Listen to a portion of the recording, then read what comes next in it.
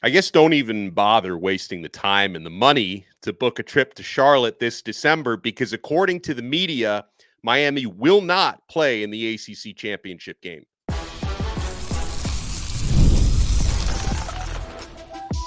You are Locked On Canes, your daily podcast on the Miami Hurricanes, part of the Locked On Podcast Network, your team every day. I'm Alex Donno, University of Miami alumnus, co-host of Locked On ACC and writer for allhurricanes.com. And thank you so much to the everydayers for making Locked On Canes your first listen and your first watch today. We're available free wherever you get your podcasts. We're free on YouTube. We're part of the Locked On Podcast Network, your team every day. Today's episode is brought to you by Game Time. Download the Game Time app, create an account, and use code LOCKEDONCollege for $20 off your first purchase. Terms apply. On this episode, we'll talk about players that Mario Cristobal specifically shouted out this week as newcomers, some freshmen who are doing really well out there in practice. We'll talk about the competition levels.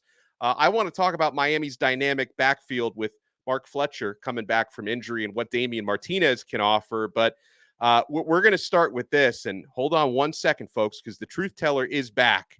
And there he is. Bruce Warner is with us. So, Bruce, I voted on this last week. I was at ACC Kickoff Media Days in Charlotte. I did give Miami one of their 17 first-place votes, by the way. But the media, by and large, has Florida State number 1, Clemson number 2, Miami number 3. And with the top 2 teams in the conference getting to that ACC championship game, the national media does not expect Miami to get there. Yeah, I see that. And it's not even close. 55 for Clemson, 17 for Miami. Wow. So I guess we're not going to make it. We might as well just stick with this and maybe do a show every other month or something like that. I don't know. Listen, this doesn't matter because if you look at the list, who did we lose to? We lost to Georgia Tech last year, UNC, right? Louisville beat us. I thought Louisville would be higher than 5th. They're 5th. And we play them the week before Florida State. Look, this doesn't matter to me. What matters is what happens on the field. I've been doing this for 35 years, and every time I predict something, it's not really coming true, especially for the Canes in the last 23 years. So who are we to argue with these experts? They're experts. Well, and honestly, Bruce, I like it when, and obviously top 3, like, they're getting some respect, right?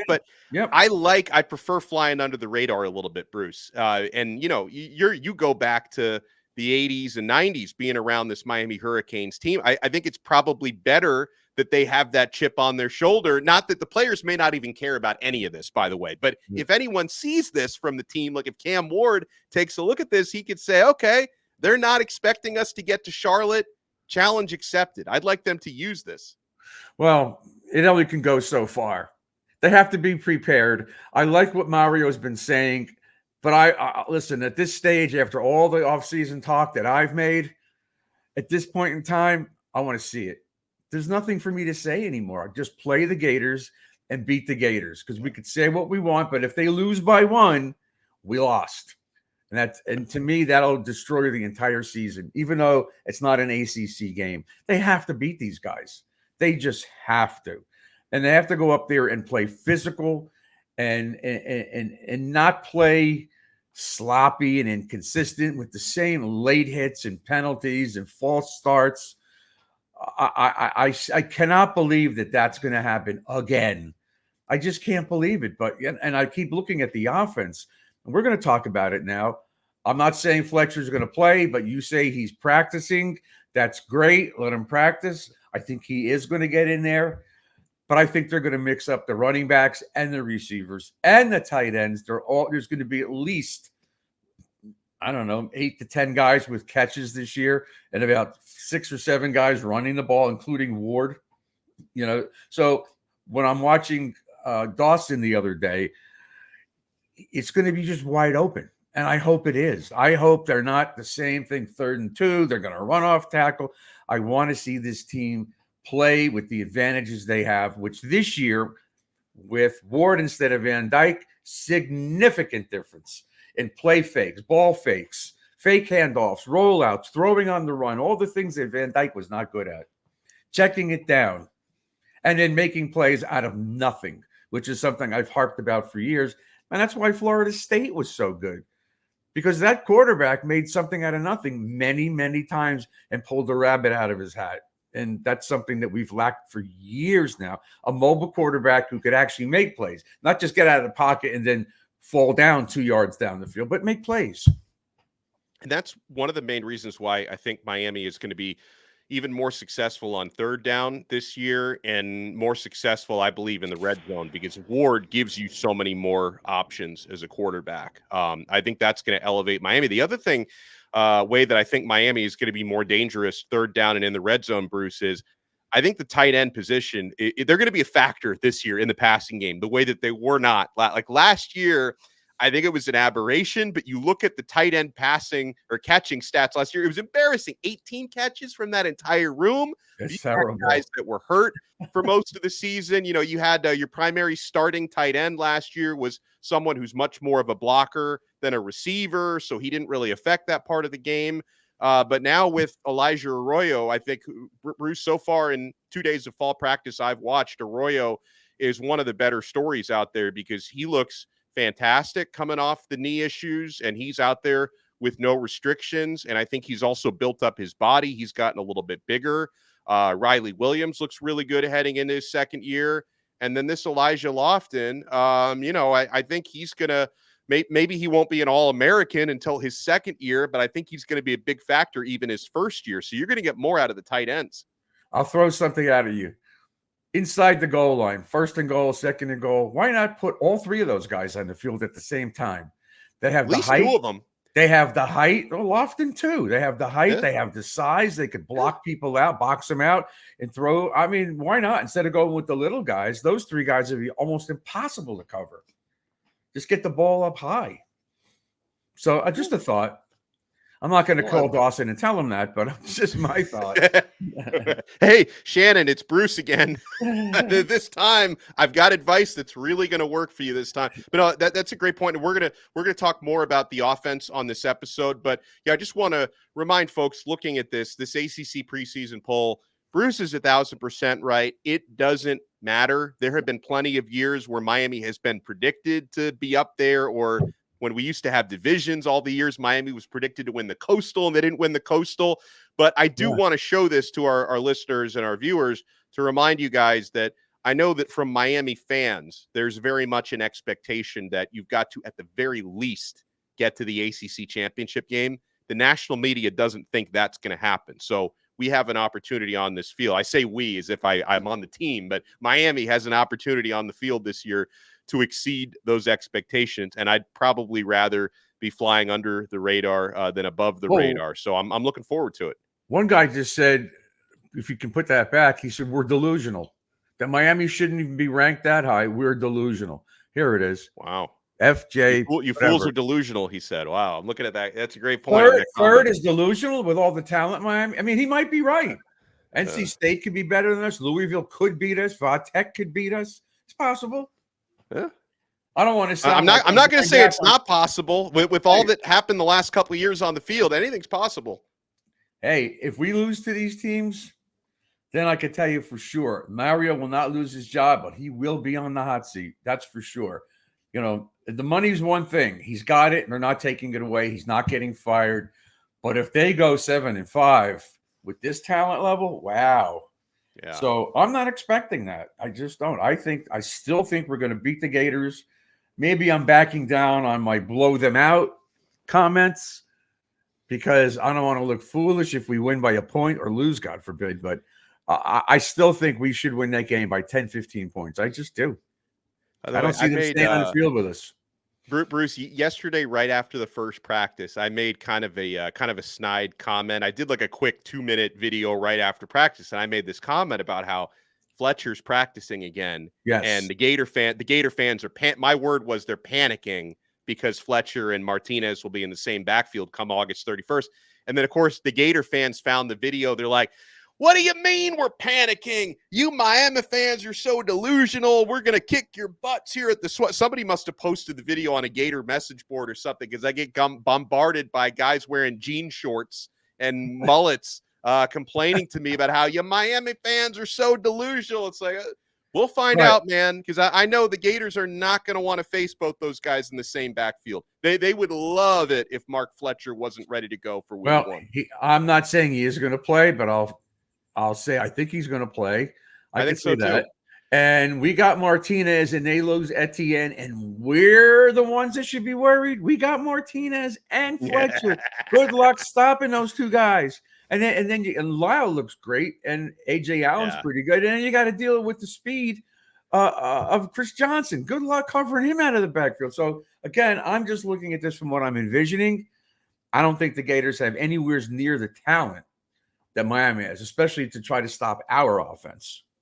Now, our defense, I haven't seen it, and neither have you. Yeah. We'll talk more about it.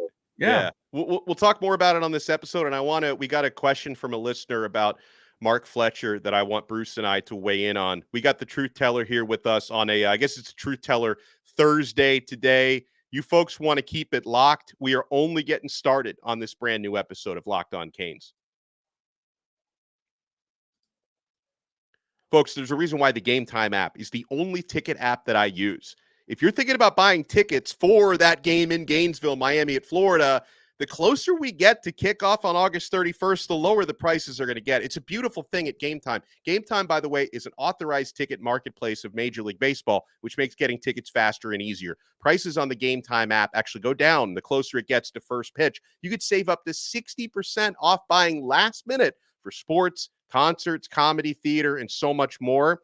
Folks, I love getting a panoramic view from my seat in the app before I buy. You get that on the Game Time app. The Game Time guarantee is great. If you find tickets in the same section and row for less, Game Time will credit you 110% of the difference. So take the guesswork out of buying tickets with Game Time. Download the Game Time app, create an account, and use code LOCKEDONCollege for $20 off your first purchase. Terms apply. Again, create an account and redeem code LOCKEDONCollege, all one word, for $20 off. Download Game Time today. Last minute tickets, lowest price guaranteed.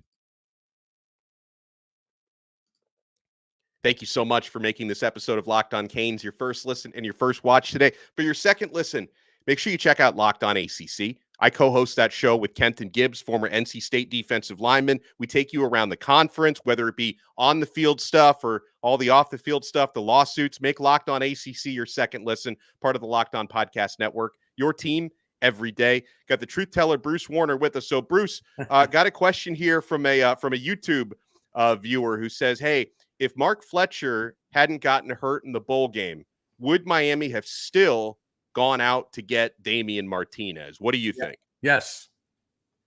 Yes, because the guy had, what was it, 1,000, 1,200 yard rusher the last year or two. He's got 2 years left, but he's only going to stay for one unless he gets hurt. Yeah, I think the answer is yes. Same way they went after Sam Brown. They need more talent. They need more depth. And of course, you're saying if he didn't get hurt, he did get hurt. You can't fit. Right. You can't change it.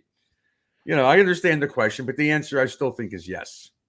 And I think it's yes as well, because and it's not like Fletcher didn't have any problem with Martinez coming in. In fact, Fletcher recruited Damien Martinez to come join him at Miami. So it's not as if Miami was playing some like dangerous game where, hey, maybe we're going to piss off our star running back. No, Fletcher was all on board, healthy or not. He was all on board with bringing Martinez here. Plus, Bruce, it's not as if Miami had like 10 guys in the backfield before this, because they lost in the transfer portal Don Chaney, Henry Parrish, Trevante Citizen. Those guys all left. So You need, even if you didn't necessarily need a back as good as Martinez, you love to have a back that good. They still needed more bodies in that backfield. Yeah, and Fletcher wants to win. This is all about winning, which is great for Mario because Mario is changing the culture. I like the fact, and you brought it up the day you talked to Mark about that. And so this is a team effort now. This is not, well, geez, I don't want this guy here. Oh, man, if he comes here, I'm going to be all bent out of shape and I'll be pouting on the side. No, he doesn't want that. He wants to win. These guys want to win. They're loaded with talent. Whether it's proven talent or not, we don't know yet. We'll know starting with the Gators. And, I'm expecting us to be. Now, I heard the practice wasn't so great yesterday. Isn't that what you told me? And I saw it in the papers, too. They were a little sloppy. Well, here's what it was. as far as the first practice yesterday, it was nothing that the media really saw. But after practice, Cam Ward, who was very accountable, said, the defense got us today. Like the defense is 1-0. So Ward was the one who said we were not consistent. We didn't create enough explosive plays. And so, we wrote stories about that. But I think a lot of that, and I just want people to know this because, like, I had a practice recap this morning and somebody's like, you got to give us more substance on this practice recap. I'm doing what I can, man. I'm out there watching 30 minutes of individual drills. Like I can't jump to all. Yeah, you're not watching the practices. You're not, right. We're not watching the 11-on-11. So I don't know what happened yesterday in 11-on-11, but Cam Ward said the defense won. So I think that's what you're referring to. Yeah, that's what I'm referring to. And so in the years past, the defense always dominated when they won titles. They just destroyed the offense. And it didn't matter because the offense went out and played the other teams without all those star defenders, and they beat them pretty badly. I listen, I'm more concerned now about the cohesiveness changing in the personal fouls, the stupid late hits, the targeting business, the false starts at the worst times possible. I worry about first down. I think first down is very important. We can't, every time we're in second and 10, second and 11, second and 9, I worry. I'm not going to be as worried now with this guy because you know that you're not going to have Van Dimes back there throwing his picks for the most part. Not checking down and not making the right reads and the right calls. And so this is totally different for me. I believe in this kid, and I believe in the offense, and I believe in Mario. I want to see the defense, though. Yeah, I want to see. Well, and first, let me unpack what you're talking about, the personal fouls, because obviously I agree on that, and it's one of those things we're not really going to know until they're playing actual games because that you can't really like watch a practice and say, I think they still have problems with personal. We're not going to know till August 31st and beyond. But don't say that, man. We can get to the practices. All I got to do is call Mark and we'll get in. We'll get into a practice or two. Okay. But I hope some of this stuff that we're not answering today. We'll see it. Yeah. Because a lot of these players, Bruce, they talk about putting an emphasis on being more of a player-led team, on being self-led. So, okay. Right. You have to know that if on a Saturday, if you're costing your team first downs and maybe costing your team games because you're committing personal fouls or unsportsmanlike, you got to know you're going to have teammates in your face and you're going to have to answer to them. Obviously, you should always have a coach in your face, but you've got to have your teammates, your brothers in there as well. These guys have to hold each other accountable. Mm-hmm. Yeah, and I think that's part of what's happening now in the offseason. You haven't heard a peep at a George, have you? Not a peep. Right? He's played, he's practiced, he hasn't said a word. Yeah. And I know Mario spoke to him, and I know that's none of that. If it happens again, he's history. It's not going to happen again. I would say that Ward and Maui Noah, the linebacker, are the leaders.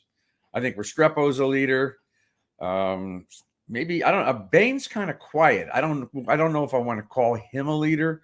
Right. But he's one of the ones. And another one, I didn't know this until yesterday, but Mark Fletcher is on the leadership council, like the players elect their lead. So it's great too, because Fletcher's a young guy, but apparently he's now one of the leaders of the team, which is good. And Jalen Rivers is another one. Yeah. Jalen Rivers, absolutely. Now he was up there in North Carolina and he was one of the speakers. And Mario trusts him implicitly. So, yeah, there are identifiable leaders where there wasn't in the last couple of years. So that's all good. Everything looks good.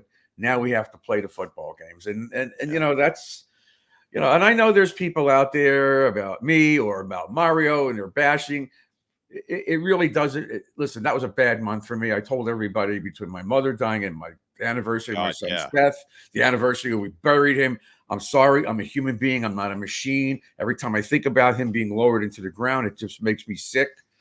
It just makes me sick. He was sick. Not that I should explain this. He stopped breathing 11 times when he was 6 weeks old. He made it to 27. All those years in and out of hospitals and feeding tubes, dialysis machines. That's not fun. Even though I can come off as an ass on this show, when it comes to my own flesh and blood, it's not easy. It's just not easy. So anyway, whatever remarks I made, I was just not in a great space. I'm in a much better space now. It's all about the you. Always will be. You guys can still kiss my ass. I don't care. I love it. Well, and when we come back, I want to talk about some players that Mario Cristobal specifically mentioned, a couple of true freshmen, some newcomers who have hit the ground running already. And I want to talk about what I've got going for our listeners and our viewers, something about tailgate parties with the former players. So we'll talk about that. Bruce is the godfather, and you guys are going to find out why when we come back. You want to keep it locked right here. We're not done yet on this brand new episode of Locked On Canes. Passion, drive, and patience. That's the formula for winning championships, and it's also what keeps your ride or die alive.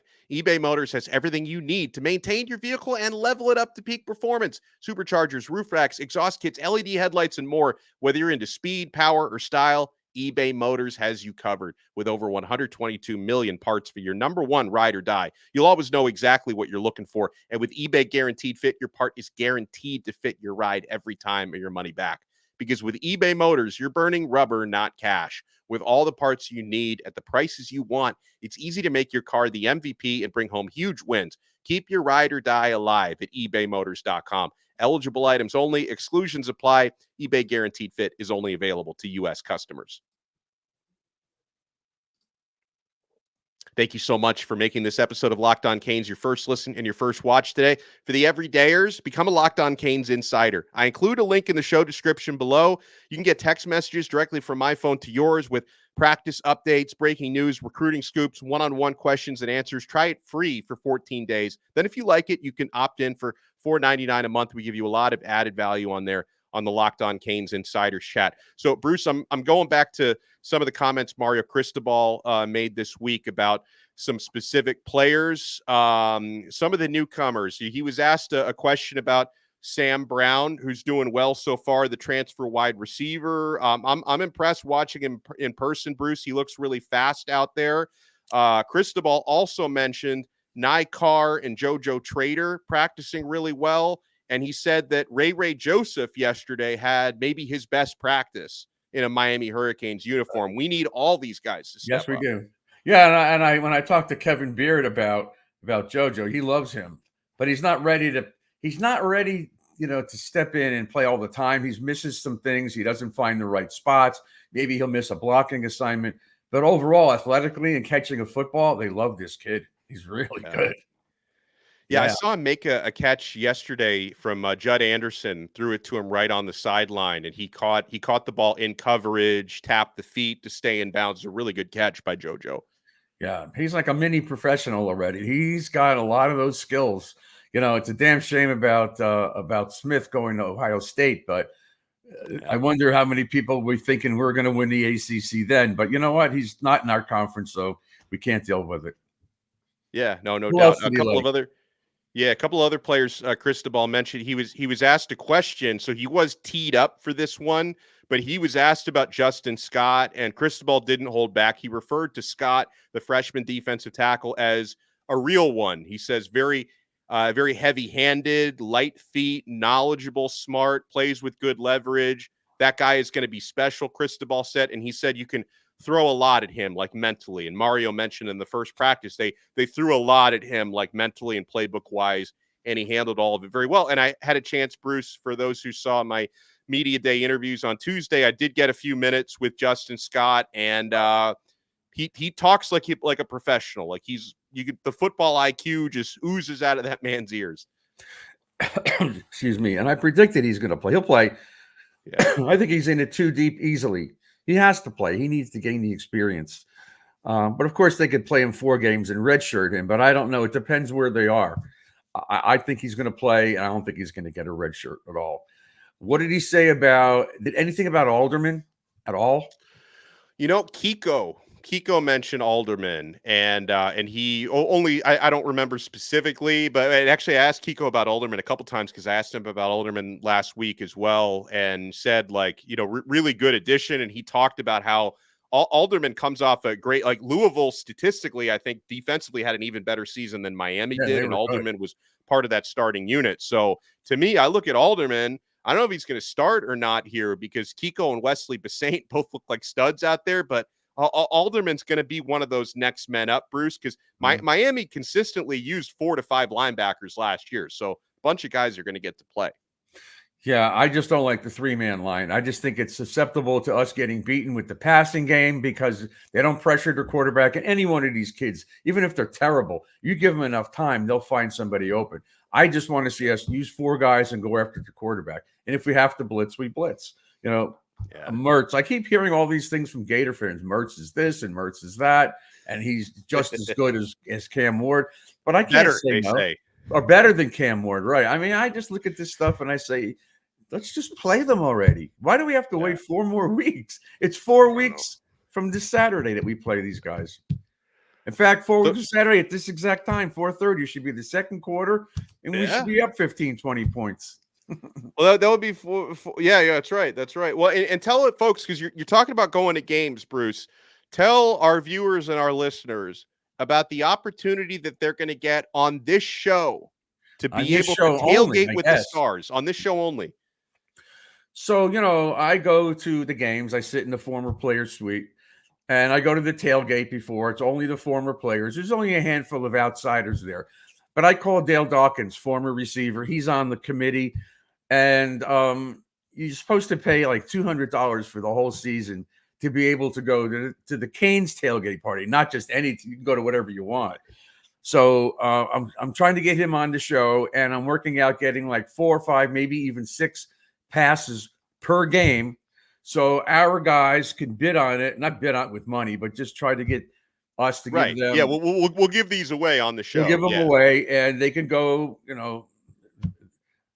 don't want to say don't bring your wives, but whatever. I mean, these guys, the F-bombs are flying at these things. So, but anyway, all these guys, when I was there in the Clemson game, not that we have a lot of time, but Mike Rumpf was in there with me. Will Fork was in there with me. Darren Handy, Dennis Erickson, Stephen McGuire, Reuben Carter, Dale Dawkins, Russell Maryland was there, Warren Williams, Casey Jones, Chad Wilson, Bryant McKinney was there, Kenny Holmes was there, Claude Jones, Jimmy Johnson was in there with us, Chuck Foreman, Ryan Collins, Randy Bethel, Robert Bailey, Anthony Hamlet, Ja'Cory Harris. These guys they're in there with me every time. So it's like, hey, do you want to meet these guys?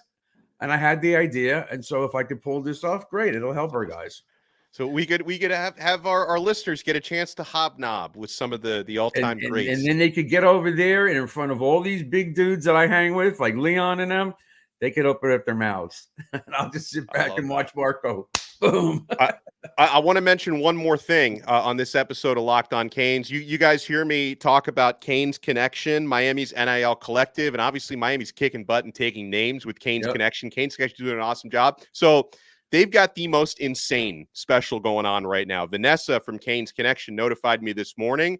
Right now, if you sign up at canesconnection.com/lockedon, you can get your first month at $1. And that's any membership tier. You can get like the $1,000 a month membership tier, which is the highest one, for $1 for your first month. Lowest tier to highest tier, $1. So check out canesconnection.com/lockedon. He is the truth teller, Bruce. You're pumped as I am, my friend, for August 31st. I can tell. Yeah, it's August. I mean, you could just smell the turf and the grass and the beer and the popcorn, and I can't wait already. This has been a long off season for what we believe is going to be something special. It clearly is, in my opinion. This is what has to happen this year. If we go 7-6, I don't know what there is to talk about in the off season anymore. What's there to say? With these players that Miami has and the schedule, if they go 7-6, that would be like going 4-8 last year. Like you can't. It just can't happen. Look, we were 4-0 last year before we got to the ACC games, and then we crapped out. So I expect to be 4-0, and then we have Vatek, right? Yeah, on a Friday. Yeah, Friday. Yeah, night. And I'm supposed to go the next morning to get in my car to go up to UCF to watch Colorado play UCF because I'm going to go with Mark, and then Sapp's going to be there. By the way, I'm supposed to get Sapp on this show in the next couple of weeks before he starts with Colorado. And I know Mark called Ray Lewis the other day to try to get him on this show too. So I'm working on this stuff, you guys. Ooh. Although I know many of you say my guests are worthless. I think that's what the Florida State trolls. What? That's what the Florida State fans are the ones who say that because they're afraid. They don't want to hear from these former Canes legends. Well, awesome job as always by Bruce. Guys, make sure if you like the show, hit that thumbs up button on YouTube. If you don't like the show, just still hit the thumbs up button anyway. Why not? You only live once. Make sure you subscribe on Apple Podcasts, Spotify, wherever you get your pods. And we'll talk to you again next time on another episode of Locked On Canes, part of the awesome Locked On Podcast Network. Your team every day.